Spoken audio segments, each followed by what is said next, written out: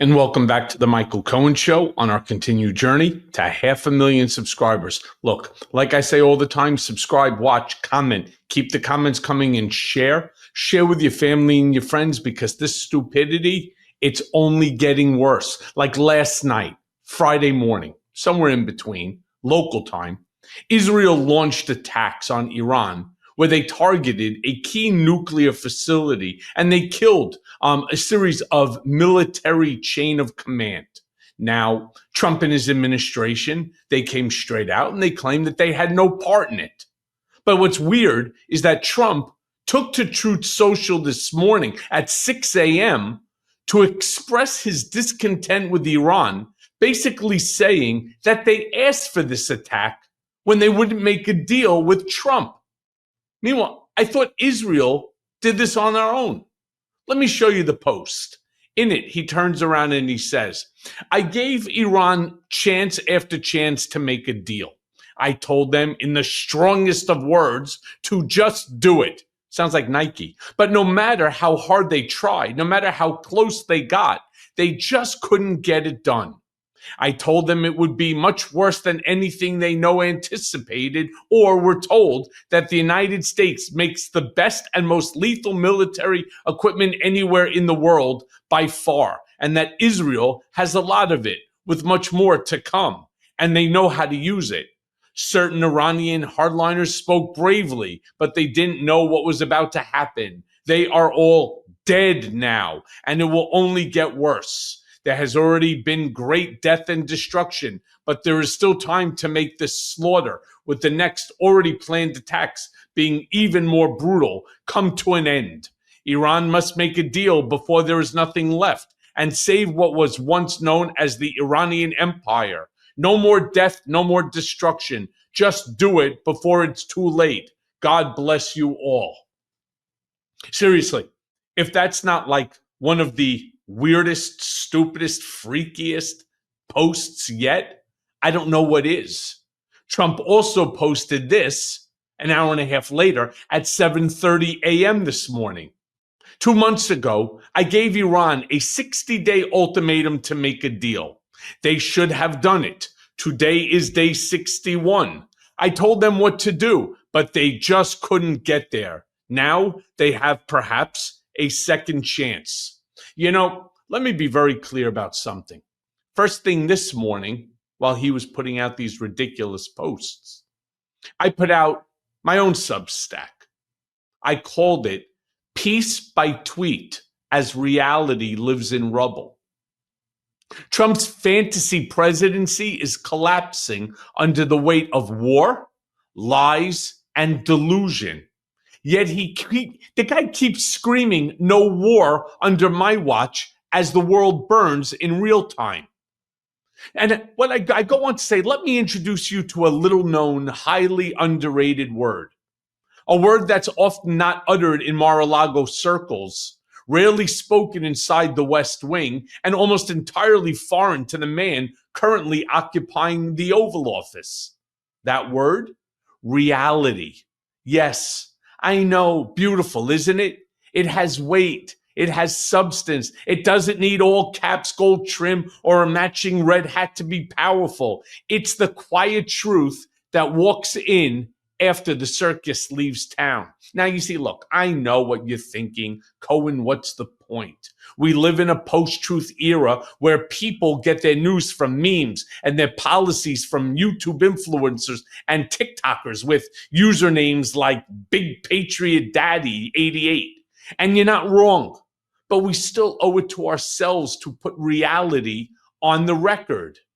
And when I say that because throughout Trump's campaign and during the first 5 months of this term, Trump has promised no wars would have broken out if he was president, and that he would prevent World War III.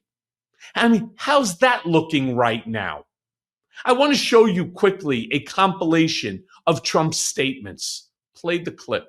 Speaking of World War III, I'll keep you out of World War III. What would happen if we had a war? We won't, with me, but you will have World War III, I believe, without me, but we won't have. I will be sure that World War III will not happen. I'm the only one can say it won't happen.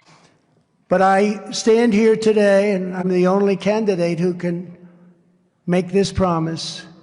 I will prevent, and very easily, World War III, very easily.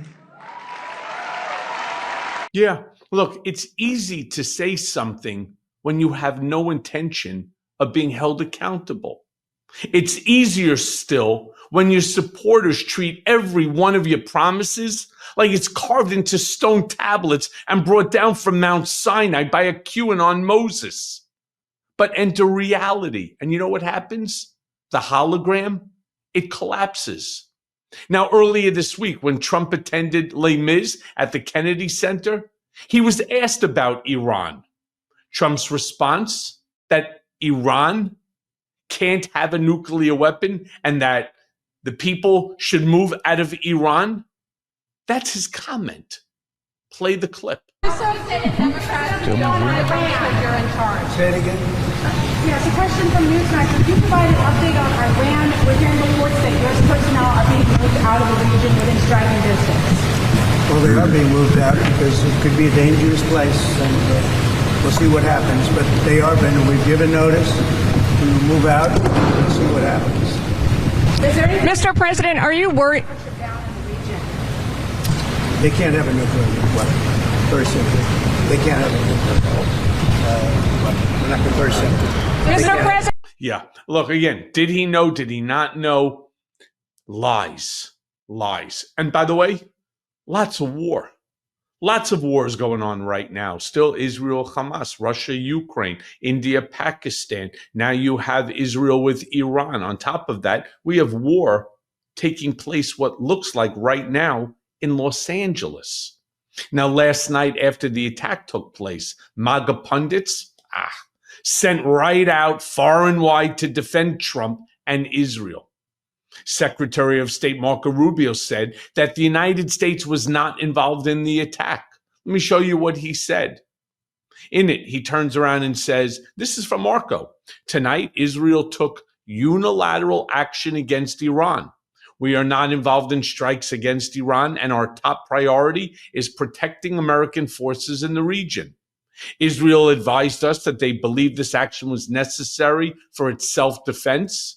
President Trump and the administration have taken all necessary steps to protect our forces and remain in close contact with our regional partners. Let me be clear, Iran should not target U.S. interests or personnel. Great, Marco, thank you. Meanwhile, this morning, ABC reported that the United States did provide intel to Israel. Let me show you what they said. In it, they turned around and they said, the United States did not play a military role in Israel's attack on Iran, as Secretary of State Marco Rubio confirmed, but it provided exquisite intel and will help defend Israel if needed, especially against ballistic missiles that are expected to be launched from Iran. And that's according to a U.S. source familiar with the intel on the strike.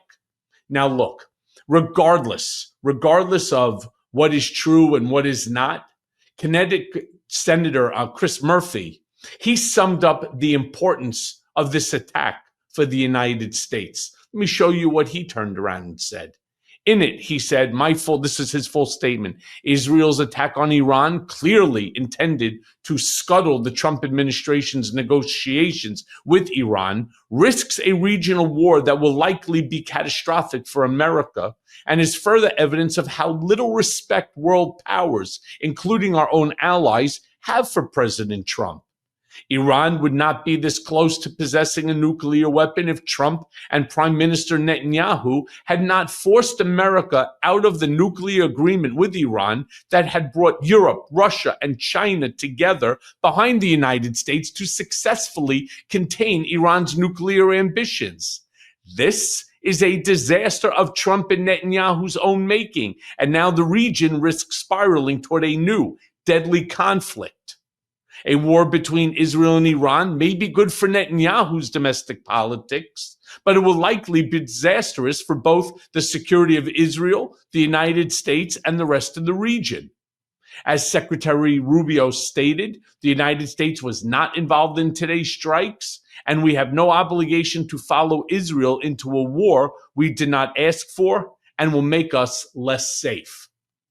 Now, let me go on and say that Elizabeth Warren, she pointed out how this conflict has the possibility to spiral out of control.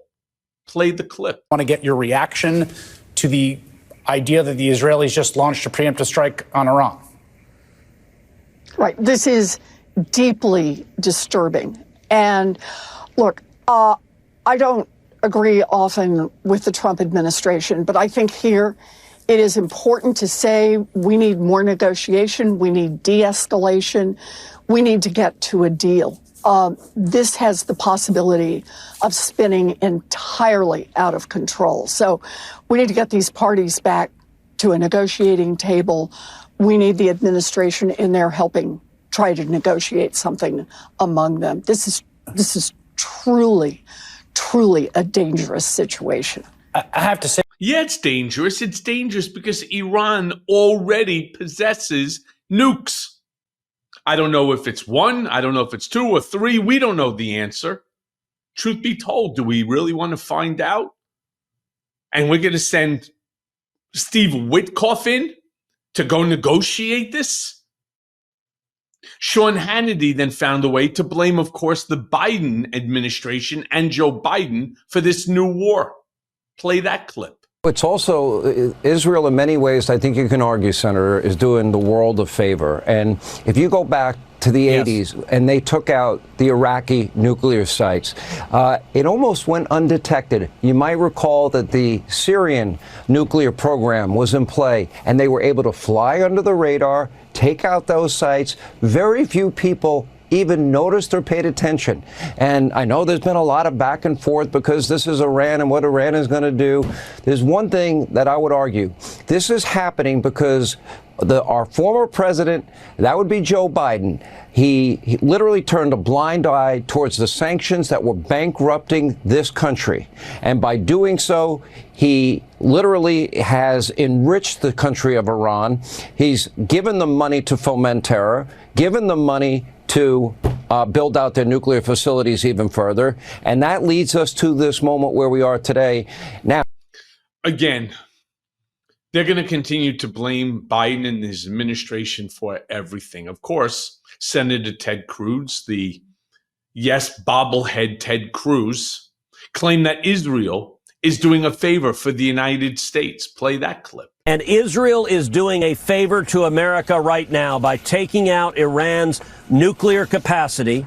We don't know how this is going to end up, but a nuclear Iran would be a profound threat to Israel and a profound threat to America. And so my prayers tonight are to every Israeli and every American in harm's way tonight, that God will keep them safe and that we will stand strong to prevent a nuclear Iran that could commit vast acts of mass murder. But I thought Trump was the greatest deal maker of all time. He couldn't make a deal in order to stop the nuclear production of material instead of, I don't know, destroying it, instead of now escalating a fight with a country that we already know has nukes. So I, too, bobblehead Cruz, agree that my hope and prayers are for all Israel, all Americans, in fact, for the whole world, for the whole region, that this thing doesn't escalate out of control. Finally, I want to end on a post from Lindsey Graham, where he actually tried to gamify this new conflict. In it, he turns around and he says, "It's not a game, dipshit."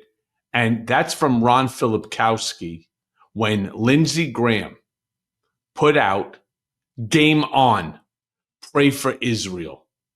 Well, Lindsey, I really don't know how many different words that I can say, or what I could even say, to top the stupidity, the sheer and total stupidity, arrogance, ignorance, whatever you want to call it, of that post. But congratulations, your post was even stupider than the president's. And as always, Thanks for listening. Hey, everyone. First of all, thanks for watching. I mean, we're going to be posting daily episodes with reactions and talking about politics. We'll be talking about everything, in fact. So please like and subscribe. Join us on this journey.